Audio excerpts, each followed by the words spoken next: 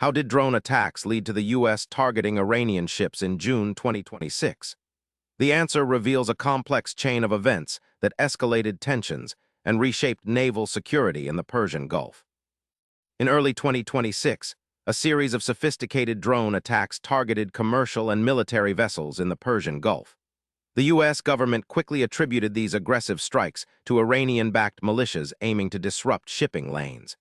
These drones were not just surveillance tools, but weaponized platforms capable of causing significant damage.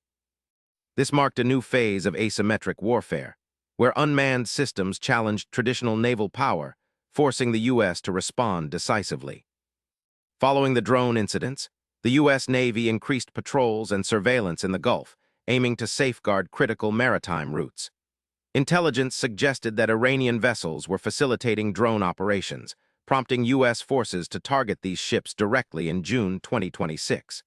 This approach was intended to disrupt the supply chain and operational capabilities of Iran's drone programs.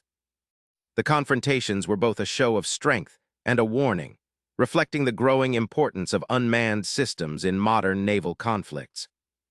The U.S. targeting of Iranian ships did not occur in isolation. It intensified broader geopolitical tensions between Tehran and Washington, affecting neighboring countries and global oil markets. Allies in the region were forced to reconsider their positions, and the risk of wider conflict increased.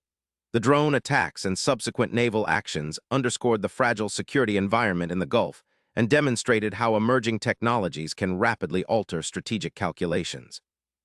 The drone attacks of early 2026 triggered a significant U.S. naval response, leading to direct actions against Iranian ships. This episode highlights how modern warfare is evolving with new technologies and strategic calculations. If you want to stay curious and get daily answers to questions you didn't know you had, hit subscribe now.